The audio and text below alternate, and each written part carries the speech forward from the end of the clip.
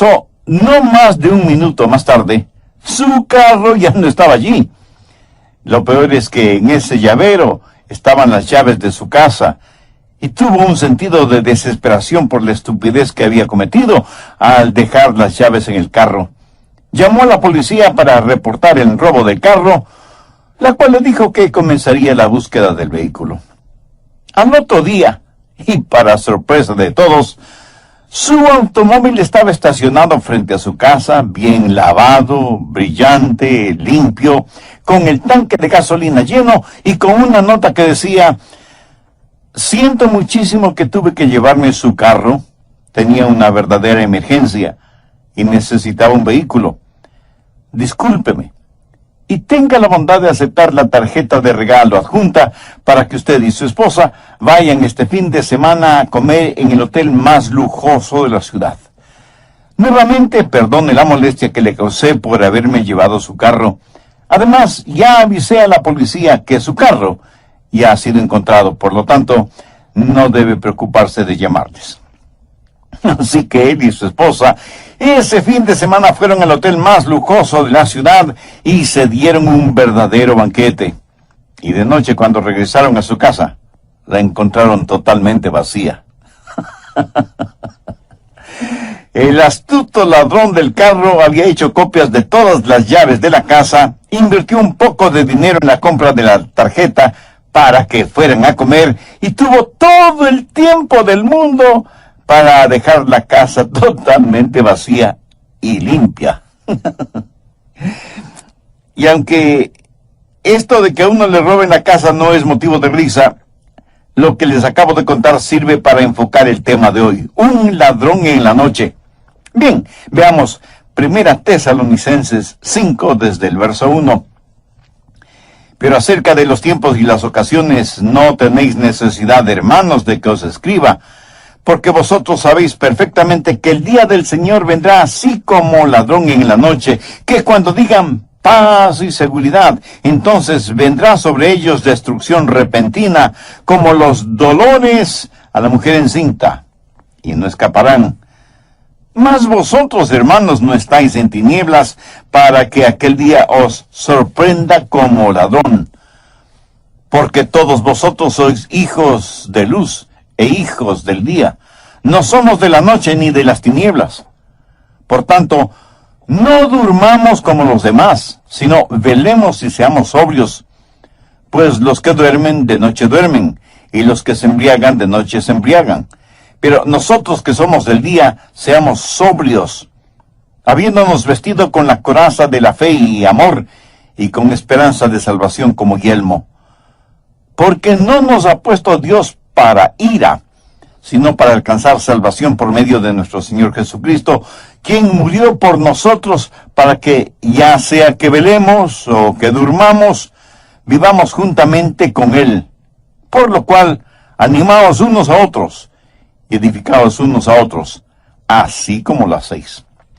Amigos, debemos estar listos para el regreso del Señor Jesucristo. ¡Qué increíble es este tiempo cuando estamos viviendo entre el monte Calvario y las faldas teñidas de sangre y el monte Sión bañado con la gloria de Dios! Estamos viviendo entre la crucifixión y la coronación de nuestro Salvador, y debemos estar listos para que cuando Él regrese nos encuentre revestidos de su justicia. En este mensaje de Tesalonicenses hay 4 cosas que necesitamos entender. Primero, hay algo que debe esperar.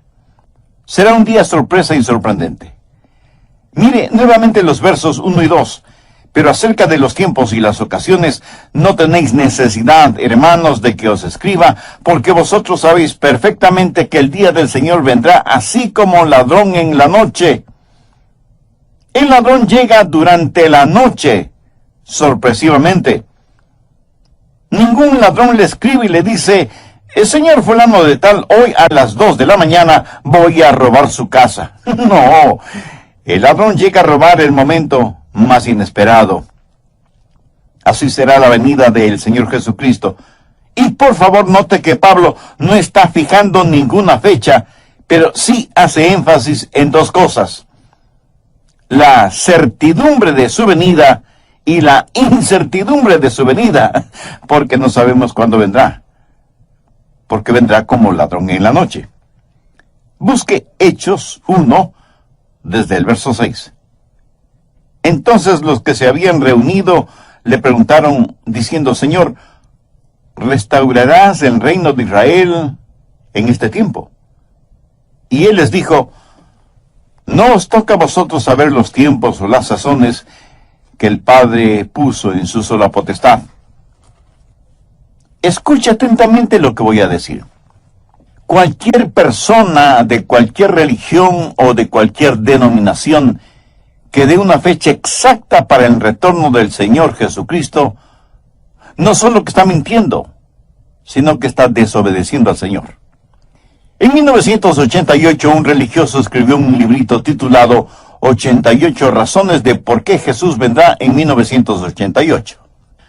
Como Jesús no vino en 1988, ese hombre se volvió en el hazmerreír de todos, especialmente de los incrédulos. Otros han dicho que Jesús retornaría en 1996, en el año 2000, en el 2006, en el 2011, y seguirán dando fechas, y seguirán demostrando que son mentirosos y desobedientes, porque como Jesús dijo, del día y la hora nadie sabe, ni aun los ángeles de los cielos, sino solo mi Padre. Pero aun cuando no sepamos la fecha, tenemos esa sensación de que estamos viviendo al borde de la eternidad. Y cada día que pasa nos pone más cerca de la venida del Señor, y Él regresará en el momento justo. Jesús nació a tiempo, murió en la cruz a tiempo, resucitó entre los muertos a tiempo, ascendió a los cielos a tiempo. Por lo tanto, su regreso será también a tiempo.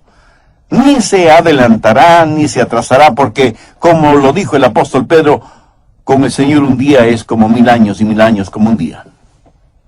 Se acerca un día conocido como el día del Señor, y será un tiempo problemático, porque en ese día Dios derramará su ira sobre este mundo. Este mismo momento, las furiosas aguas de la ira de Dios están golpeando constantemente la represa de su misericordia. Al presente, Dios retiene su ira. ¿Por qué? Porque, de acuerdo al apóstol Pedro, el Señor no quiere que ninguno perezca, sino que todos procedan al arrepentimiento.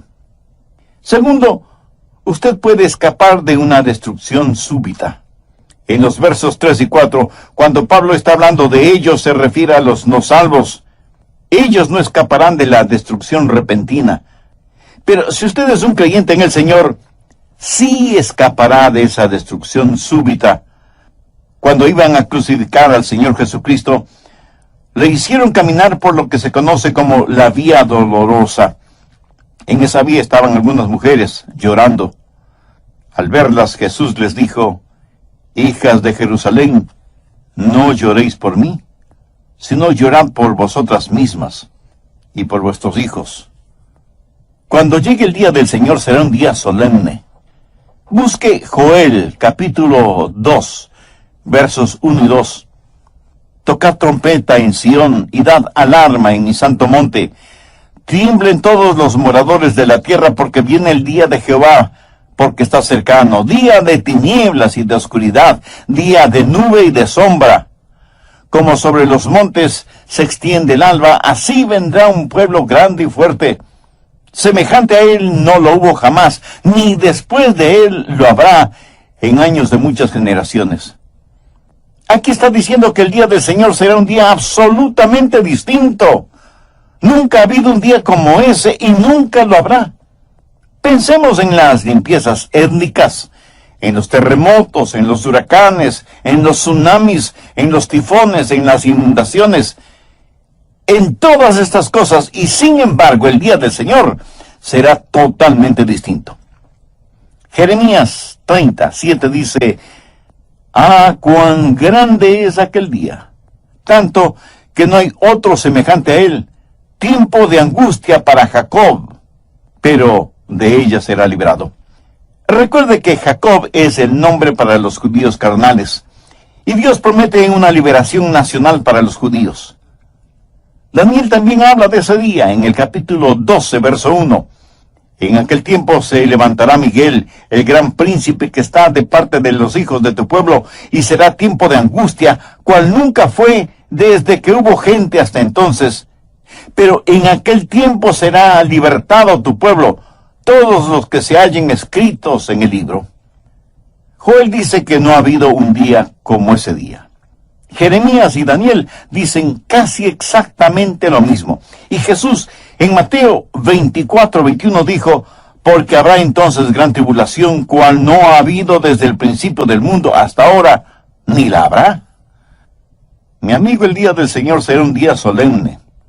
Nunca ha habido ni nunca habrá un día como ese. Y necesitamos escapar de ese día. Apocalipsis 6 dice que los hombres se esconderán en cuevas y cavernas, y pedirán, rogarán a las montañas que caigan sobre ellos, diciendo, caed sobre nosotros y escondednos del rostro de aquel que está sentado sobre el trono, y de la ira del Cordero, porque el gran día de su ira ha llegado, ¿y quién podrá sostenerse en pie? El anticristo, quien estará gobernando el mundo en esa época, hará que Hitler parezca un Boy Scout a su lado. Será un día de destrucción súbita. Y aunque muchos consideran esta clase de mensajes exageradamente alarmantes, este mundo será sorprendido si es que no escucha y presta atención a la palabra de Dios, lo mismo que sucedió en los días de Noé. Esta es una de las razones por las que no creo que la iglesia va a pasar por la tribulación, porque la gran tribulación no es tiempo de paz y seguridad. El tiempo de paz y seguridad es cuando llegue ese día y seamos librados de experimentarlo. Mateo 24, desde el verso 36. Jesús les hace conocer a sus discípulos que el día y la hora nadie lo sabe, ni siquiera los ángeles del cielo, sino únicamente su Padre. Pero note lo que dice en el verso 37. Mas como en los días de Noé, así será la venida del Hijo del Hombre. ¿Y cómo fueron los días de Noé? Verso 38. Porque como en los días antes del diluvio estaban comiendo y bebiendo, casándose y dando en casamiento, hasta el día en que Noé entró en el arca, y no entendieron hasta que vino el diluvio y se los llevó a todos. Así será también en la venida del Hijo del Hombre. Quiere decir que todos estaban viviendo su vida rutinariamente. Matrimonios, fiestas, diversión, hacer dinero, tener más fiestas, inventarse nuevas diversiones, los días de Noé. Hasta que un día Dios le dijo a Noé y a su familia que entraran en el arca. Dios cerró la puerta del arca y abrió las cataratas del cielo y abrió las fuentes de los mares y vino el diluvio y fue demasiado tarde para todos los que estuvieron fuera del arca. El día del Señor será un día súbito y solemne. Ya me puedo imaginar un comité en los días de Noé. Noé ha estado predicando que Dios va a destruir el mundo por medio de un diluvio, y los que le escuchaban decidieron formar un comité para estudiar si lo que Noé predicaba era la verdad o no. En el comité tuvieron a un científico, el doctor Francisco Formaleído, a un filósofo, el doctor Flavio Sabelotodo, y a un religioso, el reverendo Ernesto Rasquemeloído. Y ellos tuvieron un simposio para determinar si iba o no iba a llegar un diluvio. Y le preguntaron al doctor Formaleído, doctor, ¿habrá un diluvio? Y él contestó, bueno, la ciencia no puede hablar de esas cosas porque, como saben, nosotros trabajamos con pruebas empíricas, pero sí puedo decir que desde el tiempo que tenemos una historia registrada, nunca ha habido una ruptura en el reino de la ley natural. Así que desde un punto de vista científico, es muy dudoso que tengamos esto llamado diluvio. Con esta declaración del científico, la gente se sintió un poquito más tranquila. Entonces le preguntaron lo mismo al filósofo, el doctor Flavio Sabelotodo. Y él, cómodamente sentado y casi sonriendo paternalmente, responde, la filosofía tiene que ver con las áreas en donde la ciencia no tiene respuestas. Desde mi punto de vista filosófico, si es que hay un Dios, y si Dios creó este mundo y sus habitantes, sabe las debilidades y las proclividades de lo creado, porque esa es la forma en que Él lo creó. Y Él no va a destruir su propio trabajo. Así que, con todo el valor de la filosofía, declaro que no habrá ningún diluvio. Y la gente sonrió, dando un gran suspiro de alivio. Ahora tenía que contestar la pregunta el reverendo Ernesto Rásqueme el oído.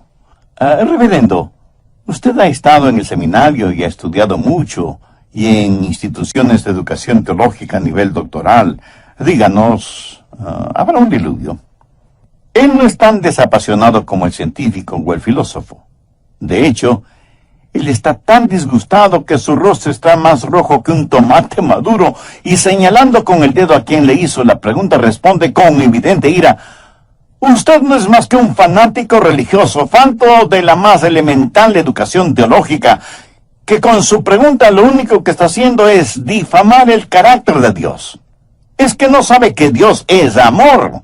Señoras y señores, si es que Noé ha escuchado o ha oído algo sobre un diluvio, declaro enfáticamente que no será agua literal. Como en los días de Noé, así será la venida del Hijo del Hombre.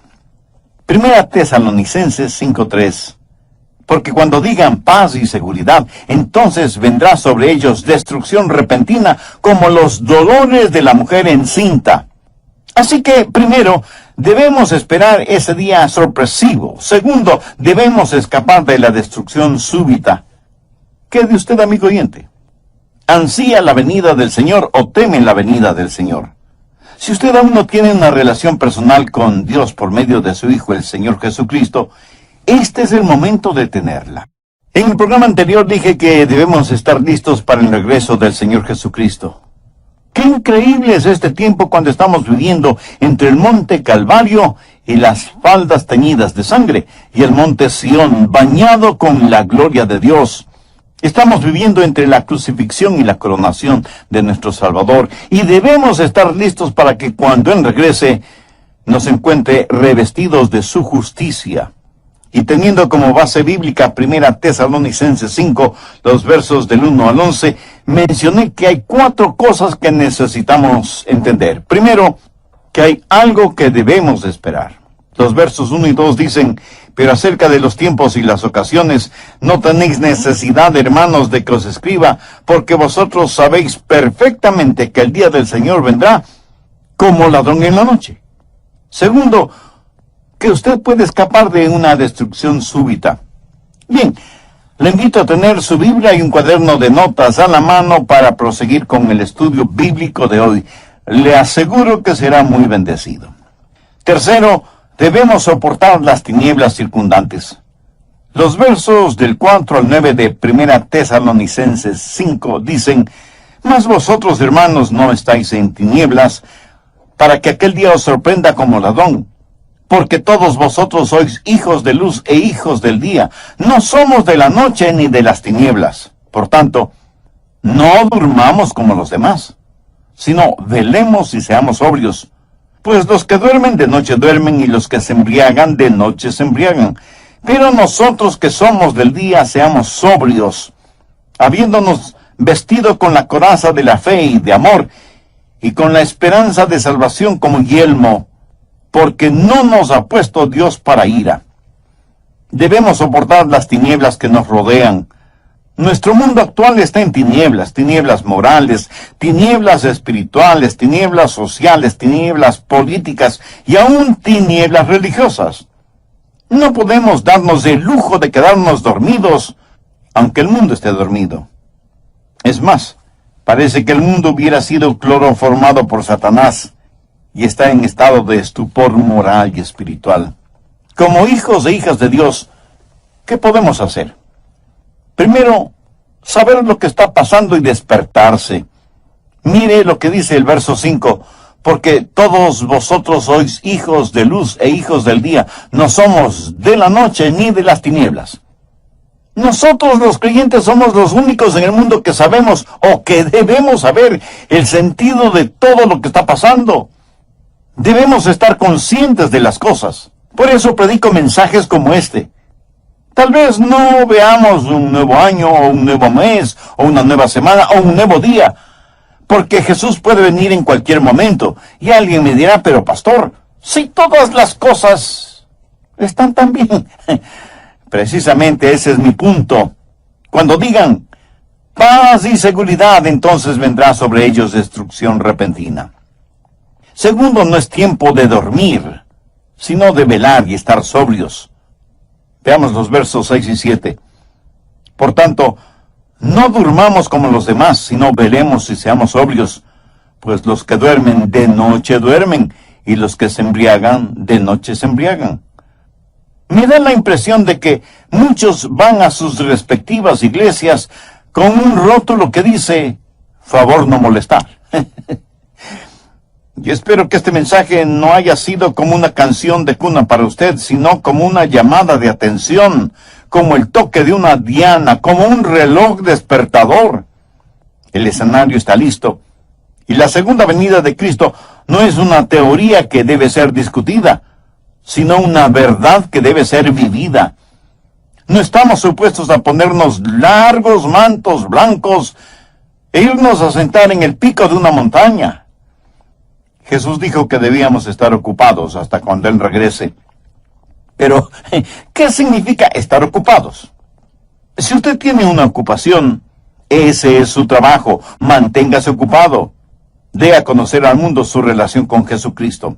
Tercero, no solo debemos estar alertas, estar despiertos y ser sobrios, sino que además debemos estar vestidos con la ropa apropiada. Mire el verso 8. Pero nosotros que somos del día, seamos sobrios, habiéndonos vestido con la coraza de la fe y de amor, y con la esperanza de salvación como yelmo. Hay dos cosas que cada creyente debe tener siempre. Primero, tener un corazón justo. Esa es la coraza de fe y de amor que cubre su corazón. Si usted ama a Jesús, usted debe amar a los demás. Usted debe poner su fe en donde Dios puso sus pecados, en el Señor Jesucristo. Esa es la coraza que necesita llevar siempre.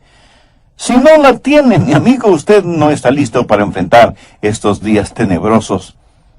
Y no solo tener un corazón justo, sino también una cabeza bien protegida, con el yelmo o casco de la salvación. Miremos la segunda parte del verso 8. Habiéndonos vestido con la coraza de fe y amor, y con la esperanza de salvación como yelmo. ¿Qué significa la esperanza de salvación? ¿Quiere decir que espero ser salvo? No, no significa eso. Usted no debe tener un espero salvarme, sino que debe estar seguro de su salvación. Usted debe poseer un sé que soy salvo, porque la Biblia usa la palabra esperanza de una manera diferente a como nosotros la usamos. En la Biblia, esperanza significa una certeza absoluta basada en la palabra de Dios. Por ejemplo, a la segunda venida del Señor se la conoce como la bendita esperanza. Usted debe tener un corazón cubierto con fe y amor y tener el yelmo de la absoluta certeza de su salvación. Usted necesita estar absolutamente seguro de su salvación, estar sobrio, estar alerta, estar preparado. Cuarto, experimentaremos una liberación segura. Primera Tesalonicenses 5:9. Pero no nos ha puesto Dios para ira, sino para alcanzar salvación por medio de nuestro Señor Jesucristo. Aquí la palabra salvación significa libertad o liberación. Libertad por medio de nuestro Señor Jesucristo. ¿Y para qué tenemos esa libertad? Veamos el verso 11. Por lo cual, animaos unos a otros y edificaos unos a otros, así como lo hacéis. El hecho de que Jesús puede venir en cualquier momento debe servir para consolarnos y para edificarnos mutuamente. Ahora, permítame decir por qué creo que la iglesia será arrebatada antes de la gran tribulación. 3 razones que las encontramos en el texto bíblico: explicación, expectación y edificación. Explicación, en el verso 9, ¿cómo lo explica Pablo? porque no nos ha puesto Dios para ira. Recuerde que la gran tribulación es el gran día de su ira. Dios disciplina a sus hijos, pero nunca derrama sobre ellos su ira. La ira de Dios será para los inconversos, aquellos que han negado o han rechazado o se han burlado del Señor Jesucristo y de su obra en la cruz. Busque 1 Tesalonicenses 1, 9 y 10. Porque ellos mismos cuentan de nosotros la manera en que nos recibisteis y cómo os convertisteis de los ídolos a Dios, para servir al Dios vivo y verdadero, y esperar de los cielos a su Hijo, al cual resucitó de los muertos, a Jesús, quien nos libra de la ira venidera. Los ejemplos clásicos. Hemos hablado de los días de Noé, y cómo el diluvio no se hizo realidad, sino hasta después de que Noé y su familia estuvieron seguros en el arca. El otro ejemplo tiene que ver con Lot. Veamos Lucas 17, los versos del 28 al 30. Asimismo, como sucedió en los días de Lot, comían, bebían, compraban, vendían, plantaban, edificaban. Mas el día en que Lot salió de Sodoma, llovió del cielo fuego y azufre, y los destruyó a todos. Así será el día en que el Hijo del Hombre se manifieste. En los días de Lot, la gente vivía desaprensivamente. Comían, bebían, hacían negocios, se divertían, y sus diversiones estaban marcadas por perversiones sexuales. Hay que notar que los días de Lot estaban también marcados por prosperidad económica. El mercado de valores estaba en la cúspide cuando cayó fuego y azufre sobre Sodoma y Gomorra. Y alguien seguramente me preguntará, Pastor Rogers, ¿cómo sabe usted que era así? Buena pregunta. Busque Ezequiel 16:49. He aquí que esta fue la maldad de Sodoma tu hermana: soberbia, saciedad de pan y abundancia de ociosidad tuvieron ella y sus hijas, y no fortaleció la mano del afligido y del menesteroso. Pero lo peor eran las abominaciones sexuales, pecado del cual no se avergonzaban. No lo cometían en oscuros callejones, sino que lo exhibían en las calles principales, sin ni siquiera sonrojarse. Como tenían en abundancia, parece que no tenían necesidad de trabajar. Y no solo tenían abundancia de pan, sino también abundancia de ociosidad. Tenían tremenda prosperidad económica, pero también habían llegado a lo más profundo de las perversidades sexuales. Jesús dijo, como en los días de Noé, como en los días de Lot. Antes de que el diluvio llegara, Dios sacó a Noé y lo puso juntamente con su familia en el arca. Antes de destruir a Sodoma y Gomorra con azufre y fuego, el ángel le dijo a Lot que debía salir de la ciudad porque mientras él estuviera en la ciudad, el ángel nada podía hacer. Dios no derramaría su ira sobre este hombre Lot, a pesar de que Lot, aunque creía en Dios, estaba totalmente viviendo en medio de un ambiente mundano. Noé fue puesto en la seguridad del arca antes del diluvio. Lot fue sacado de la ciudad antes de que fuera destruida con fuego y azufre. Así que en primer lugar tenemos una explicación. No nos ha puesto Dios para ira. Expectación. Veamos 1 Tesalonicenses 10. Quien murió por nosotros para que, ya sea que velemos o que durmamos, vivamos juntamente con Él. Note cómo Pablo se incluye en esta espera. ¿Por qué? Porque Pablo esperaba el regreso de Jesús en su época, en sus días. ¿Estaba Pablo equivocado? De ninguna manera. Retrocedamos a 1 Tesalonicenses 4:17. Luego nosotros los que vivimos seremos arrebatados juntamente con ellos. ¿Lo ve? Seremos arrebatados. Significa que Pablo se incluía en este evento. Y esto fue hace más de 2000 años. O sea que ellos en ese tiempo ya estaban viviendo al borde de la eternidad. Exactamente como nosotros ahora. El apóstol Juan en su primera epístola dice, hijitos, ya es el último tiempo. Y así como Pablo esperaba a Jesús, nosotros también debemos esperarlo. Ahora escúcheme bien. Este es el punto. Si la tribulación sucede primero, entonces no esperamos a Cristo, sino al anticristo. Pablo estaba esperando al Señor Jesucristo. Cuando usted está esperando que llegue la tribulación, eso significa que no está mirando hacia arriba, sino a su alrededor. Edificación.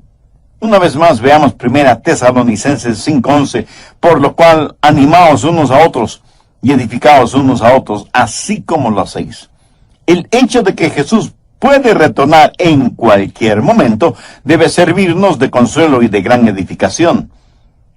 Si yo creyera que la iglesia va a experimentar esos días terribles que Jesús, Jeremías, Daniel y Joel dicen que nunca ha habido un tiempo como ese y que nunca lo habrá, ¿cree usted que eso me animaría? ¿Me edificaría? ¿Cree que yo estoy orando porque llegue la tribulación? No, mi oración es, sí, ven, Señor Jesús. Estoy esperando el sonido de la trompeta en cualquier momento. Así como